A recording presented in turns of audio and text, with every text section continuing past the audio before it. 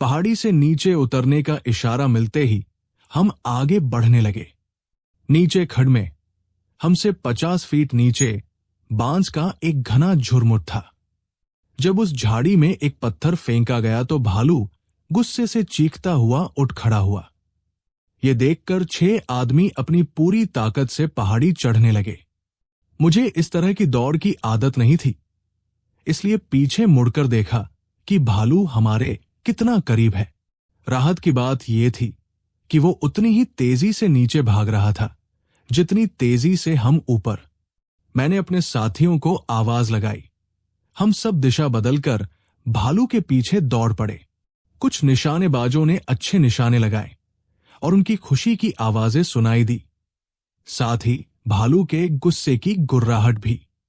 लेकिन खड्ड में एक तीखे मोड़ पर हमें सावधानी से चलना पड़ा और हम भालू से पिछड़ गए। खून के निशान देखकर पीछा करना आसान होता, मगर वहां बड़े बड़े पत्थर थे जिनके पीछे भालू छुपा हो सकता था।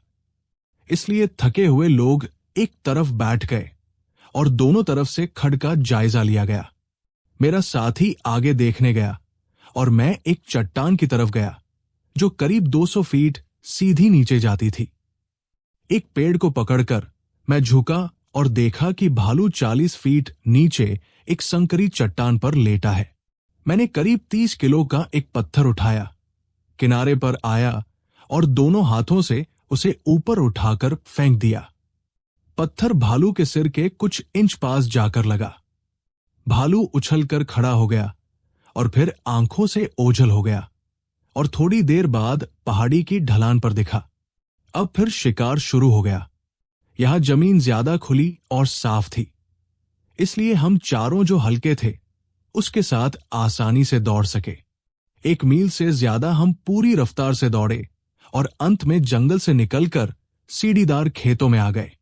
बारिश के पानी ने खेतों में कई गहरी और संकरी नालियां बना दी थी और भालू उन्हीं में से किसी एक में छुप गया। उस समूह में एक आदमी था जिसका चेहरा टेढ़ा मेढ़ा था। उसे सब लोगों ने मिलकर जल्लाद चुना क्योंकि उसके पास एक कुल्हाड़ी थी।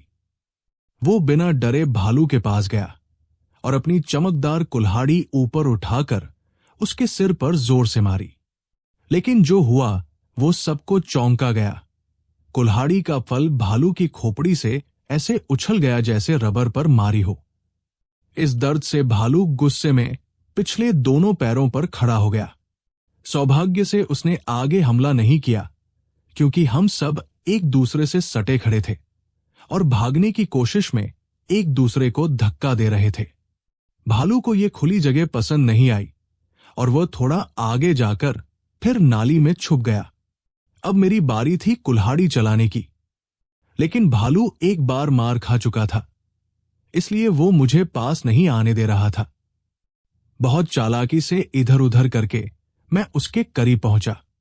बचपन से मेरी इच्छा थी कि मैं कनाडा में लकड़हारा बनूं, इसलिए मुझे कुल्हाड़ी चलाने का अच्छा अभ्यास था।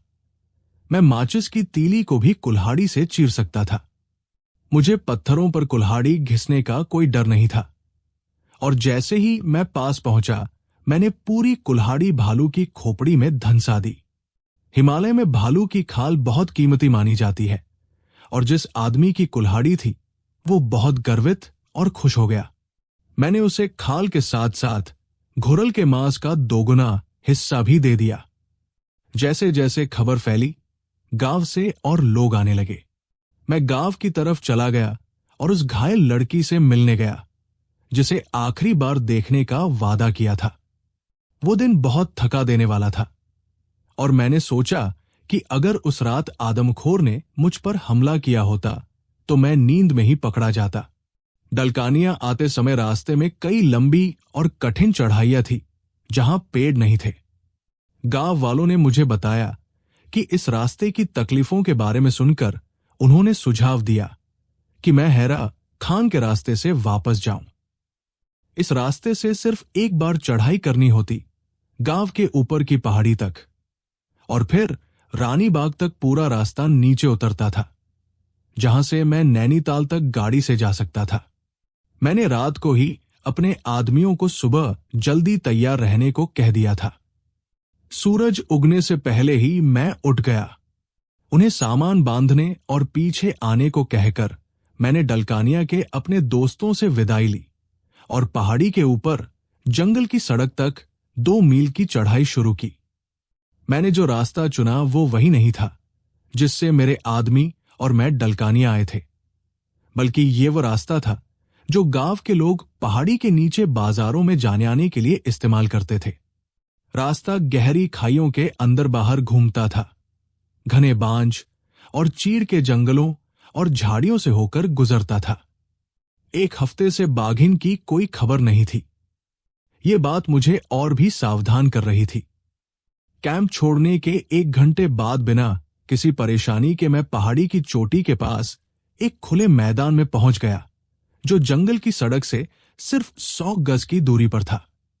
वो मैदान नाशपाती के आकार का था, करीब 100 गज लंबा और 50 गज चौड़ा। बीच में बारिश के पानी का एक रुका हुआ तालाब था। सांभर और दूसरे जानवर इस तालाब पर पानी पीने और लौटने आते थे। आसपास के निशान देखने की जिज्ञासा में मैं उस रास्ते से हट गया जो मैदान के बाईं तरफ से जाता था और एक चट्टान के नजदीक से गुजरा जो सड़क तक ऊपर उठती थी। जैसे ही मैं तालाब के पास पहुंचा, मुझे पानी के किनारे की नरम मिट्टी में बाघिन के पंजों के निशान दिखे। वो उसी दिशा से तालाब पर आई थी जिससे मैं आया था। मेरी आहट सुनकर वो पानी पार कर मैदान की दाई तरफ के घने पेड़ों और झाड़ियों में चली गई थी। ये एक बड़ा मौका हाथ से निकल गया। अगर मैं आगे की तरफ भी उतना ध्यान रखता जितना पीछे रखता था तो मैं उसे पहले देख लेता, लेकिन मौका चूक जाने के बाद भी अब फायदा मेरी तरफ था। बाघिन ने मुझे देख लिया था, वरना वो तालाब पार नहीं करती। उसने ये भी देखा था कि मैं अकेला था। झाड़ी में छुपकर वो मुझे देख रही थी और सोच रही होगी कि मैं पानी पीने आया हूं, जैसा उसने पहले देखा था। मेरी चाल अब तक बिल्कुल स्वाभाविक थी। अगर मैं ये दिखाता रहूं कि मुझे उसकी भनक नहीं है तो शायद वो मुझे एक और मौका दे। मैं धीरे धीरे झुककर अपनी टोपी के नीचे से चारों तरफ नजर रखता रहा। कई बार खांसा, पानी में हाथ मारा और फिर बहुत धीरे धीरे चलते हुए रास्ते में सूखी लकड़ियां बीनता हुआ उस खड़ी चट्टान के नीचे पहुंच गया। वहां मैंने एक छोटी सी आग जलाई, चट्टान से पीठ टिकाई और एक सिगरेट सुलगाई। जब तक सिगरेट खत्म हुई आग भी बुझ गई। फिर मैं लेट गया, बाई बाह पर सिर टिकाया और बंदूक जमीन पर रखी, उंगली घोड़े पर। मेरे ऊपर की चट्टान इतनी खड़ी थी कि कोई जानवर वहां पैर नहीं जमा सकता था, इसलिए मुझे सिर्फ सामने से सावधान रहना था। घनी झाड़ी मेरे 20 गज के अंदर नहीं थी, इसलिए मैं काफी सुरक्षित था। मैंने अब तक न कुछ देखा था न सुना था, फिर भी मुझे पूरा यकीन था कि बाघिन मुझे देख रही है। मेरी टोपी की किनारी आंखों पर छाया डाल रही थी, लेकिन नजर को नहीं रोक रही थी। मैं इंच इंच करके अपने सामने के पूरे जंगल को देख रहा था। हवा का एक झोंका भी नहीं था, एक पत्ता भी नहीं हिल रहा था। मेरे आदमियों को मैंने कहा था कि साथ रहें और कैंप से निकलने के बाद से गाते हुए चलें। वे 1.5 घंटे बाद जंगल की सड़क पर मिलने वाले थे। इस दौरान ये पूरी संभावना थी कि बाघिन झाड़ी से निकले और मुझ पर झपटने की कोशिश करे। कभी कभी समय बहुत धीरे धीरे गुजरता है और कभी बहुत तेज। मेरी बाई बाह जिस पर सिर टिका था सुन पड़ गई थी, लेकिन इससे पहले कि मैं कुछ कर पाता, नीचे घाटी से मेरे आदमियों के गाने की आवाज आ गई। आवाजें धीरे धीरे तेज होती गई और थोड़ी देर बाद मुझे मेरे आदमी एक तीखे मोड़ से निकलते दिखे। शायद इसी मोड़ पर बाघिन ने मुझे देखा होगा जब वो पानी पीकर वापस जा रही थी। ये एक और मौका था जो हाथ से निकल गया और इस सफर का आखिरी मौका भी। मेरे आदमियों के थोड़ा आराम करने के बाद हम सड़क पर चढ़े और हैरा खान के जंगल विश्राम गृह तक 20 मील की लंबी और थका देने वाली यात्रा पर निकल पड़े। कुछ 100 गज खुले मैदान में चलने के बाद रास्ता घने जंगल में घुस गया। यहां मैंने अपने आदमियों को आगे कर दिया और खुद पीछे रहा। करीब 2 मील इसी तरह चलने के बाद एक मोड़ पर मैंने देखा कि एक आदमी सड़क पर बैठा भैंसे चरा रहा था। नाश्ते का समय हो गया था, इसलिए मैंने उस आदमी से पूछा कि पानी कहाँ मिलेगा। उसने पहाड़ी के नीचे की तरफ इशारा किया और बताया कि वहां एक झरना है जहां से उसका गांव, जो पहाड़ी के उस पार था, पानी लेता है। लेकिन हमें नीचे उतरने की जरूरत नहीं थी, क्योंकि थोड़ा आगे जाने पर सड़क पर ही एक अच्छा झरना मिलने वाला था। उसका गांव उसी घाटी के ऊपरी छोर पर था, जहां पिछले हफ्ते लोहाली की औरत को आदमखोर ने मारा था। उसने बताया कि तब से आदमखोर के बारे में कोई खबर नहीं है और शायद वो जिले के दूसरे छोर पर चली गई है। मैंने उसकी ये गलतफहमी दूर की और बताया कि मैंने तालाब के पास ताजे पंजों के निशान देखे हैं। मैंने उसे बहुत जोर से कहा कि वो अपनी भैंसें इकट्ठी करे और गांव वापस चला जाए।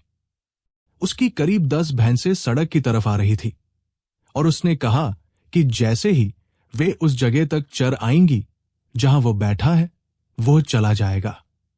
मैंने उसे जाते हुए एक सिगरेट दी और आखिरी बार चेतावनी दी। इसके बाद जो हुआ वो मुझे महीनों बाद पता चला, जब मैंने दूसरी बार उस इलाके का दौरा किया। जब वो आदमी उस दिन घर पहुंचा तो उसने गांव वालों को हमारी मुलाकात के बारे में बताया और मेरी चेतावनी भी सुनाई। उसने ये भी बताया कि मेरे सड़क पर मुड़ने के बाद 100 गज आगे जाकर वो उस सिगरेट को जलाने लगा जो मैंने उसे दी थी। हवा चल रही थी, इसलिए माचिस की लौ बचाने के लिए वो आगे झुका और उसी पल उसे पीछे से दाहिने कंधे से पकड़कर खींचा गया। उसकी पहली सोच अपने उन साथियों के बारे में थी जो अभी अभी वहां से गए थे, लेकिन दुर्भाग्य से उसकी मदद की आवाज उन तक नहीं पहुंची। लेकिन मदद दूर नहीं थी। जैसे ही भैंसों ने उसकी चीख सुनी और साथ में बाघिन की गुर्राहट भी, वे सड़क पर दौड़ पड़ी और बाघिन को खदेड़ दिया। उस बहादुर आदमी का कंधा और बाह टूट गई थी। बड़ी मुश्किल से वो अपने एक भैंसे की पीठ पर चढ़ा और बाकी झुंड के साथ किसी तरह घर पहुंचा।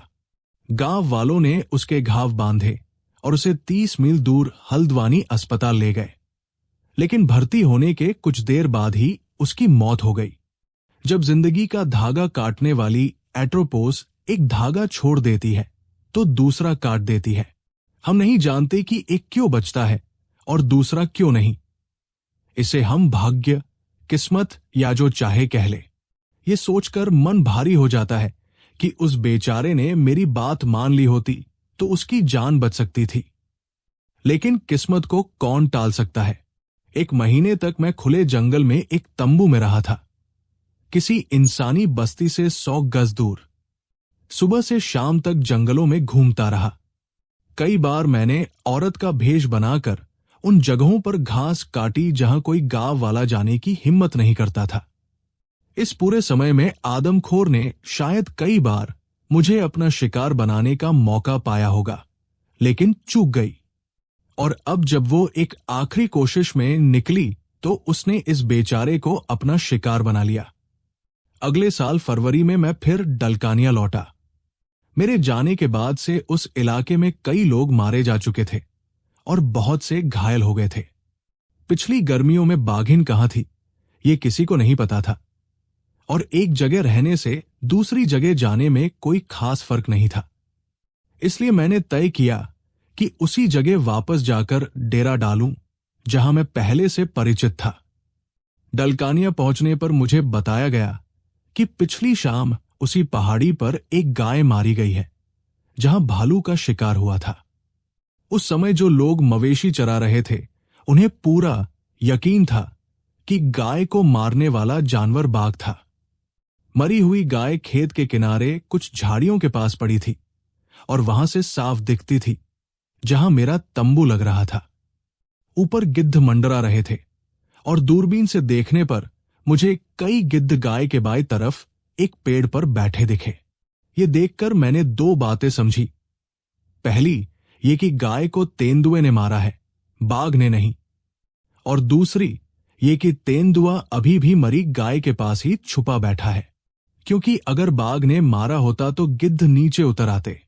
मरी गाय के नीचे की जमीन बहुत ढलानदार और घनी झाड़ियों से भरी थी। आदमखोर अभी भी खुले में थी, इसलिए उस तरफ से जाना ठीक नहीं था। दाएं तरफ घास का ढलान था, लेकिन वो इतना खुला था कि बिना दिखे पास जाना मुश्किल था। पहाड़ी की चोटी से एक गहरी और घनी खाई सीधे नंधौर नदी तक जाती थी, और जिस पेड़ पर गिद्ध बैठे थे वो उसी खाई के किनारे उगा था। मैंने इसी खाई के रास्ते जाने का फैसला किया। गांव वालों की मदद से शिकार की योजना बनाते हुए मेरे आदमियों ने चाय तैयार कर दी। दिन ढलने लगा था, लेकिन तेजी से चलें तो शाम होने से पहले शिकार देखकर वापस आ सकते थे। जाने से पहले मैंने अपने आदमियों को हिदायत दी कि वे नजर रखें। अगर गोली की आवाज सुनने के बाद वे मुझे खुले मैदान में शिकार के पास देखें तो 3-4 जने फौरन कैंप छोड़कर आ जाएं और खुले मैदान में रहें। लेकिन अगर मैंने गोली न चलाई और सुबह तक न लौटा तो खोज दल भेजा जाए। खाई में रास्पबेरी की झाड़ियां और बड़े बड़े पत्थर भरे पड़े थे। ऊपर से हवा नीचे की तरफ बह रही थी, इसलिए मेरी चाल धीमी थी।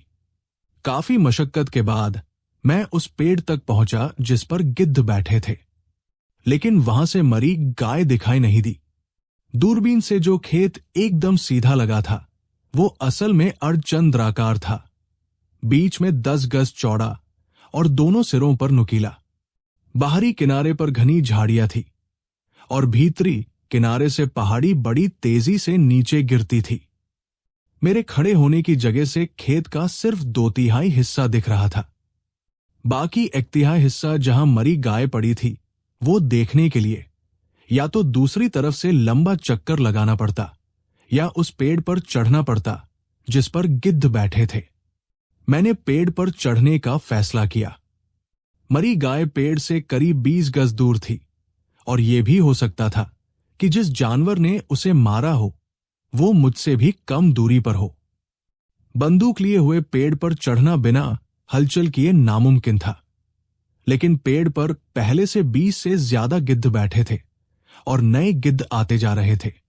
ऊपरी डालियों पर जगह कम थी, इसलिए उनमें खूब पर फड़फड़ाहट और लड़ाई झगड़ा हो रहा था। पेड़ पहाड़ी की ढलान की तरफ झुका हुआ था और जमीन से करीब 10 फीट ऊपर एक मोटी डाल बाहर की तरफ निकली हुई थी। बंदूक के साथ इस डाल तक पहुंचना बड़ी मुश्किल का काम था। जैसे ही गिद्धों में एक नई लड़ाई छिड़ी मैंने मौका देखकर उस डाल पर कदम रखा। यह बहुत नाजुक संतुलन का काम था, जहां एक भी गलत कदम रखने पर 100 फीट या उससे भी नीचे पत्थरों पर गिर जाता। लेकिन किसी तरह मैं एक 2 डाल तक पहुंचा और वहां बैठ गया। मरी हुई गाय अब पूरी तरह दिख रही थी। उसमें से बस कुछ ही पाउंड मांस खाया गया था। मैं करीब 10 मिनट से उस डाल पर बैठा था और वो जगह बहुत आरामदायक नहीं थी।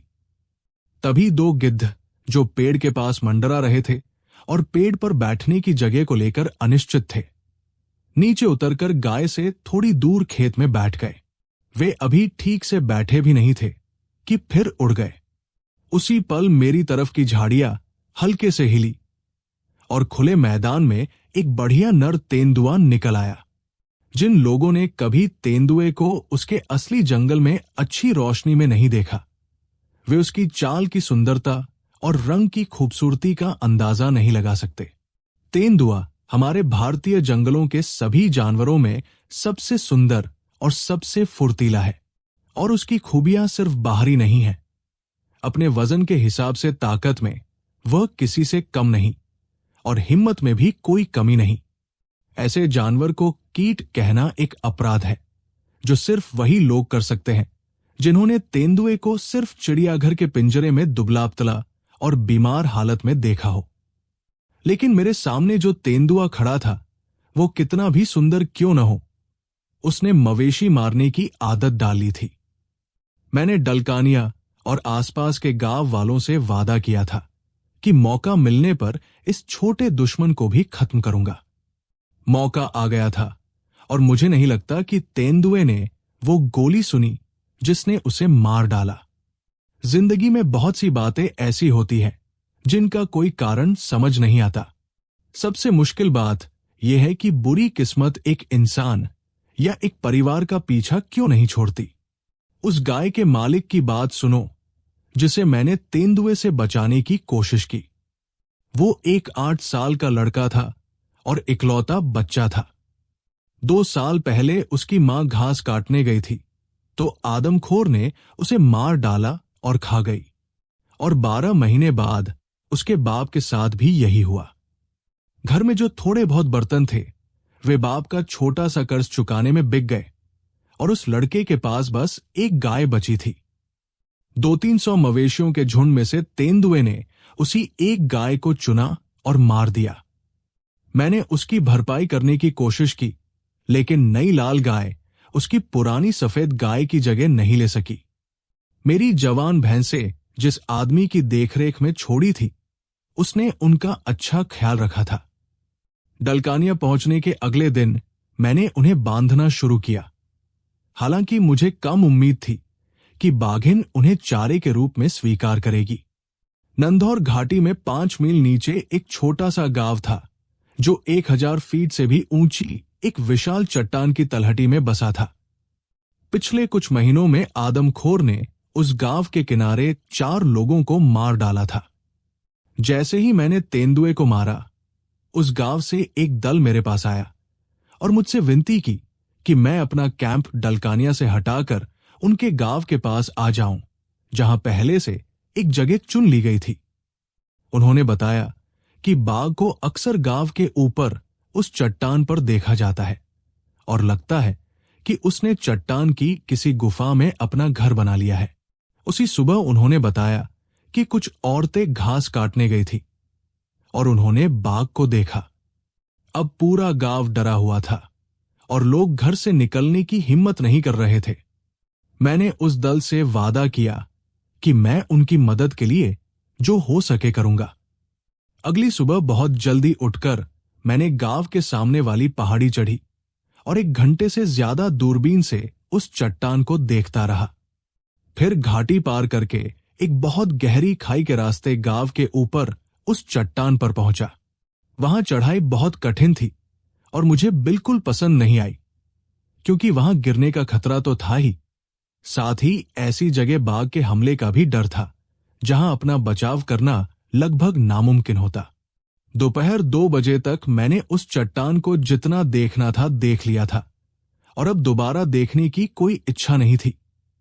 मैं घाटी में ऊपर की तरफ अपने कैंप की ओर नाश्ते के लिए जा रहा था।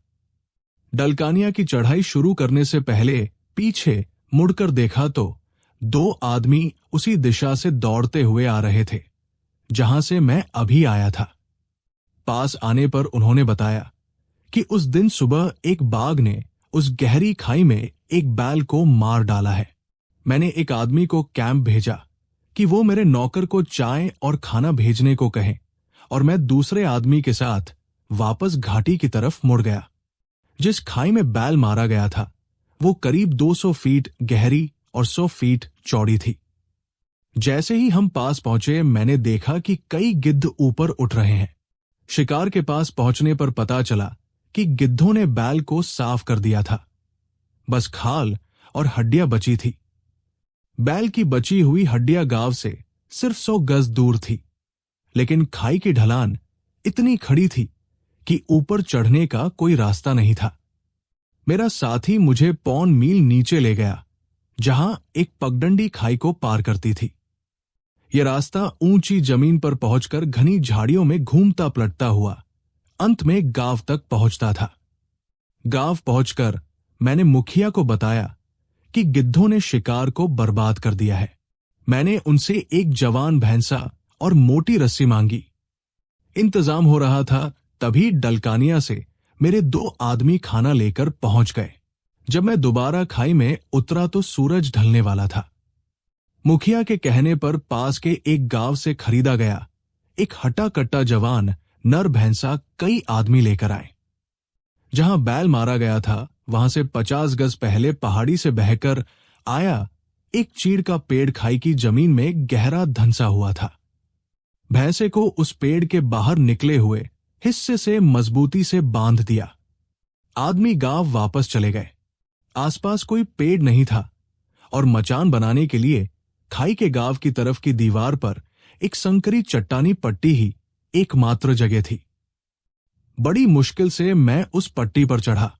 वो पट्टी करीब 2 फीट चौड़ी और 5 फीट लंबी थी और खाई की तलहटी से 20 फीट ऊपर थी। उस पट्टी के थोड़ा नीचे चट्टान अंदर की तरफ मुड़ी हुई थी, जिससे एक गहरा कोना बना था जो पट्टी से दिखता नहीं था। पट्टी आगे की तरफ झुकी हुई थी और जब मैं उस पर बैठा तो बहुत असुविधाजनक लगा। मेरी पीठ उस दिशा में थी जहां से बाघ के आने की उम्मीद थी और भैंसा मेरे बाईं तरफ करीब 30 गज की दूरी पर बंधा था। सूरज डूब चुका था। भैंसा जो अब तक लेटा था अचानक उठकर खड़ा हो गया और खाई के ऊपरी हिस्से की तरफ मुंह करके खड़ा हो गया।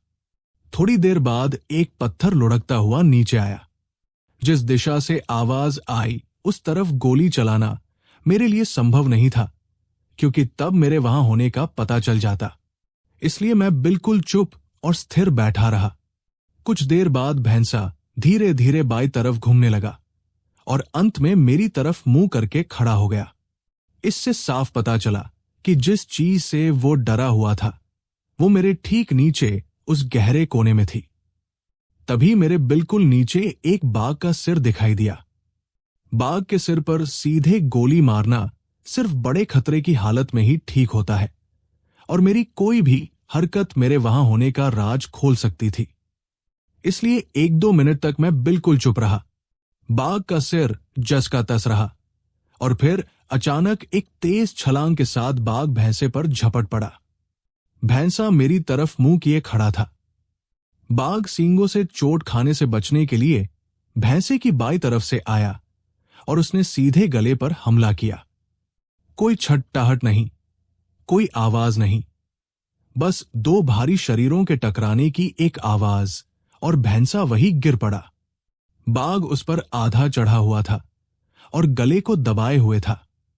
यह आम धारणा है कि बाघ गर्दन पर पंजे से मारकर जानवर को मारता है, लेकिन यह गलत है।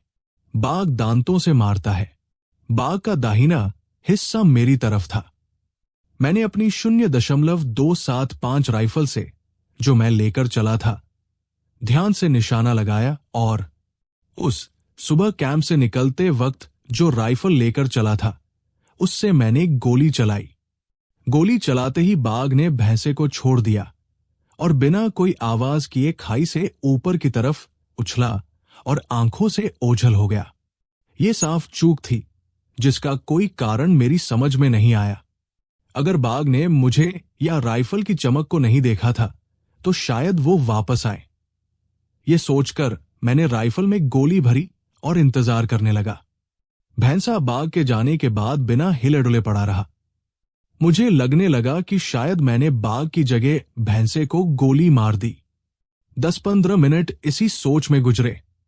तभी बाघ का सिर दोबारा मेरे नीचे उसी कोने से निकला।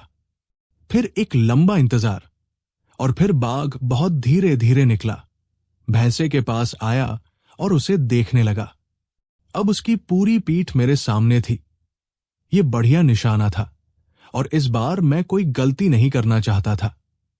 बहुत ध्यान से निशाना साधा और धीरे से घोड़ा दबाया, लेकिन बाघ मरकर गिरने की जगह बाईं तरफ उछला और एक छोटी खाई में घुस गया।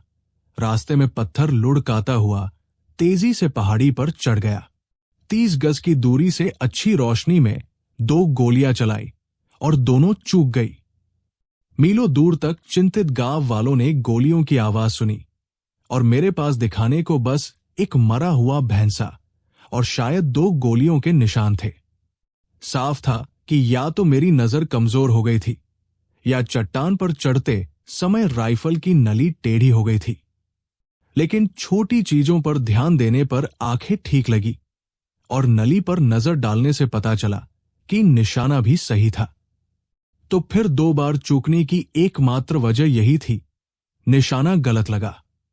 अब बाघ के तीसरी बार लौटने की कोई उम्मीद नहीं थी और अगर वो आता भी तो खराब रोशनी में उसे घायल करने का खतरा उठाना ठीक नहीं था, जबकि अच्छी रोशनी में भी मैं उसे नहीं मार पाया था। ऐसे में उस पट्टी पर और रुकने का कोई फायदा नहीं था। उस दिन की मेहनत से मेरे कपड़े अभी भी गीले थे। ठंडी हवा चल रही थी और ठंडी होने का वादा कर रही थी। मेरी खाकी निकर पतली थी, चट्टान सख्त और ठंडी थी और गांव में एक गर्म चाय का कप इंतजार कर रहा था। लेकिन इन सब कारणों से बड़ा एक और कारण था जो मुझे वही रोके हुए था, आदमखोर। अब काफी अंधेरा हो चुका था। गांव तक पहुंचने के लिए 5 मील का रास्ता पत्थरों भरी खाई और घनी झाड़ियों से होकर जाता था। गांव वालों को लगता था कि कल जो बाघ दिखा था वही आदमखोर है और मैंने उस पर गोली भी चलाई थी। लेकिन मुझे पक्का नहीं पता था कि वो आदमखोर ही थी। हो सकता है उस वक्त वो 50 मील दूर हो, और ये भी हो सकता है कि वो 50 गज दूर से मुझे देख रही हो। इसलिए समझदारी यही थी कि जहां हूं वहीं रहूं। जैसे जैसे घंटे बीतते गए, मेरे मन में ये विचार पक्का होता गया कि रात में आदमखोर का शिकार करना मेरे बस की बात नहीं, और अगर दिन में उसे नहीं मारा जा सकता तो उसे बुढ़ापे में मरने के लिए छोड़ देना होगा।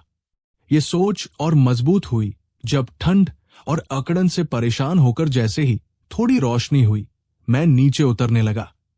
ओस से भीगी चट्टान पर पैर फिसला और मैं हवा में लटक गया। लेकिन किस्मत से नीचे रेत का एक टीला था और मैं वहां गिरा। न मुझे चोट लगी न राइफल को।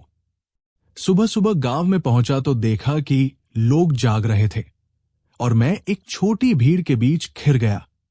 चारों तरफ से उत्सुक सवाल आने लगे। मैंने सबको बस इतना बताया कि मैं खाली गोलियों से एक काल्पनिक बाघ पर निशाना लगा रहा था। एक बड़ी धधकती आग के पास बैठकर चाय पीने से मेरे तन और मन दोनों को बड़ा सुकून मिला। फिर गांव के ज्यादातर मर्द और सारे लड़के मेरे साथ उस चट्टान के पास गए जो खाई के ऊपर निकली हुई थी और जहां से पूरी रात की घटना साफ दिखती थी। वहां जमा हुए सभी लोगों को मैंने समझाया कि कैसे बाघ मेरे नीचे उस कोने से निकला था।